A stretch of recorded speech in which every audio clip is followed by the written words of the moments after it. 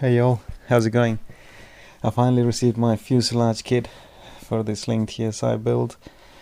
It's been nearly 2 months of not building, so I was so eager to get back to it. And there's a lot of building to be done. The fuselage kit is quite comprehensive. There's a lot of components, a lot of things to be done in this kit. And also the build manual, the new version of the build manual, revision 5, and that was also released by the factory in September, so that's great. It puts things in like a better sequence than the manuals before, so that was also available. The actual printed version that came with the kit was still the old one, but you know, I've got access to the latest version via the Dropbox page, so that's great. So I can follow the instructions based on the new manual. Again, there were some things still miss. I think the new manual could also do with some improvements. Some of the steps are actually missed out in the newer version. The stainless steel rivets that hold the nut plate in place on that rear rib needs to be countersunk, and that rib needs to be countersunk so that those rivets sit deep. But after putting the first one in, I kind of realized that, and then had to take that out and do them all properly. But it's not a big deal. I'm now used to drilling out rivets. And then it's mainly, so I was quite eager to get started. Basically putting Duralac green between mating surfaces. That's the plan for the fuselage. I'm not going to allodyne all the smaller ribs and stringers and things like that. All the smaller components. We'll just do the skins, so that helps with the paint adhesion on the outside, and it's the most, I think, generally the corrosion normally starts where the rivet holes are, or any especially where there are different mating surfaces. So I'll stick with that for this kit. So building the rear section, I think the fuselage kit is a lot of the instructions. You can follow the steps either exactly as it says in the manual, or you can improvise a little bit, because it's not fully detailed exactly which rivet to be done first. So you just have to cleco things in place and see if you've got access to them once the parts are clecoed together. And then just decide what sequence you're going to rivet them, and also the direction of rivets. I guess it's best, once it's put together, which direction is the best axis. That kind of determines where you put that. So but yeah, I put the 4 rib assemblies together. It comes the kit comes with a jig for you to make sure the alignment of all the jigs, all these ribs are right. Some of these ribs, you just need to make sure which, when you're overlapping 2 sheets, which one goes behind, which one goes forward. So I've been just looking up videos and pictures of already completed slings or ones that are in build to make sure that I'm doing the same, because those things are not really clear in the build manual, that bit. The rib here with the bushing for the elevator push rod, those 2 brackets that hold that bushing needed a little bit of material taken off to get that to align properly. But yeah, once after putting all the ribs together, it was time to set the bottom skin, cleco everything together to see the longerons, making sure they are in place. The manual says to rivet this the tie hook, the rear tie hook, down, but one of the other builder had mentioned that it's a bit difficult if you have that already riveted now for the next step, where you attach that to the rear, the longeron. Again, I think obviously it's critical to get the direction of these longerons correct, the orientation. They're marked quite well, left and right. And also with the new kit, the magnetometer is now positioned in a much more rearward position, and a new bracket is provided for attaching that. So that's an interesting change to previous versions.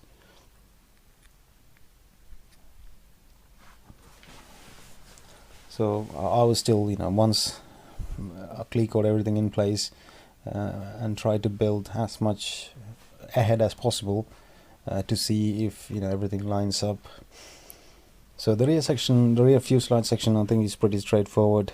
From the manual, you put the rear section together and then attach the longerons. The longerons obviously will only get permanently riveted or clecoed once the side skins are on. So until then, you'll have to use cable ties to kind of keep them in place to these ribs.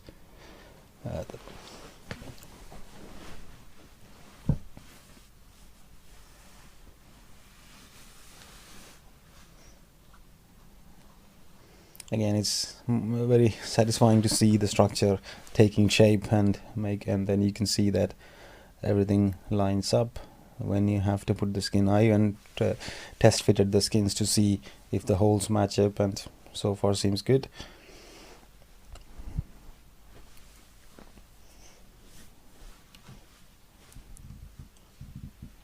Some of the smaller brackets, you just need to do them in the right sequence.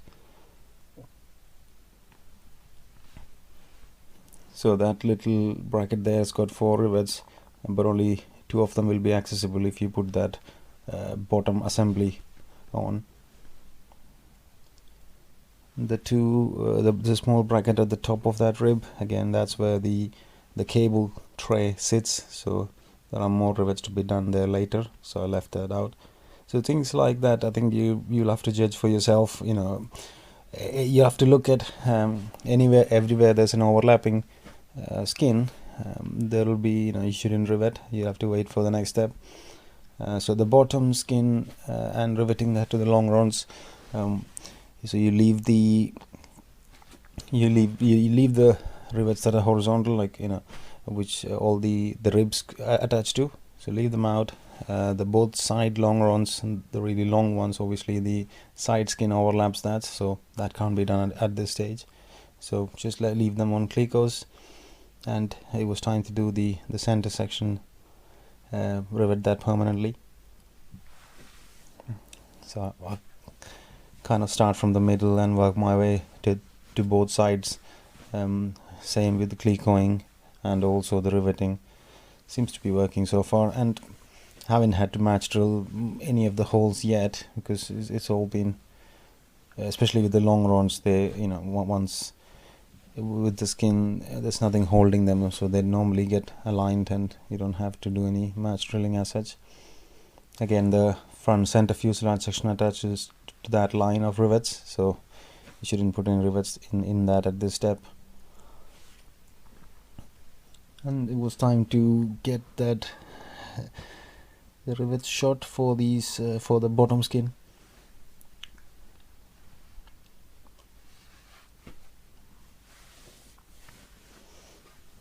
It's still a very flexible structure, even with the longerons and the bottom skin. I mean, once the side skin goes on, it gets to be a strong structure. So until then, you'll have to be very careful with maneuvering these things.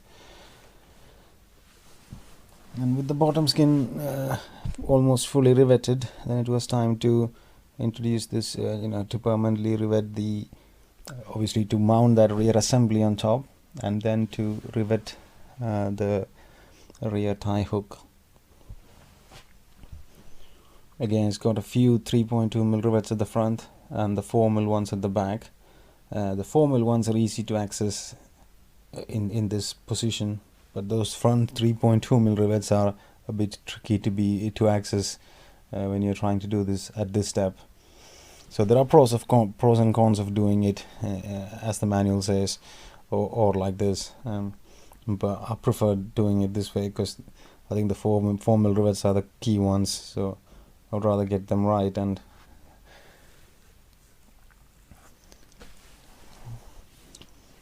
And again, just left coated the surfaces with Duralac before riveting, and as you can see, I did the ones that are more vertical, the 3 rivets first, and then did the other one. So you just have to gauge, once the rivets go on, can you access the next ones. So you have to just work Cleco things together and then undo them and see while you rivet you still have access to get the rivet gun in.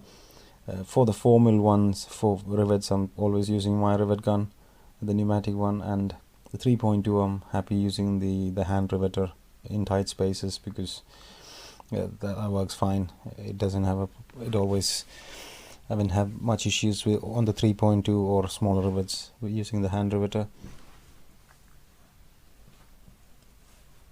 Again, at this stage nothing's fully riveted, so you can still move those assemblies a little bit to try and get the riveter in. So this was the final bit when that rear section was fully done. So pretty much everything is riveted here now until the skins actually go on the side skin, and this is a little bit of skin in the back, like a U shape at the very end, so that needs to go on first. So yeah, that was it so far, and now it's back to Clecoing everything back together and more building to be done.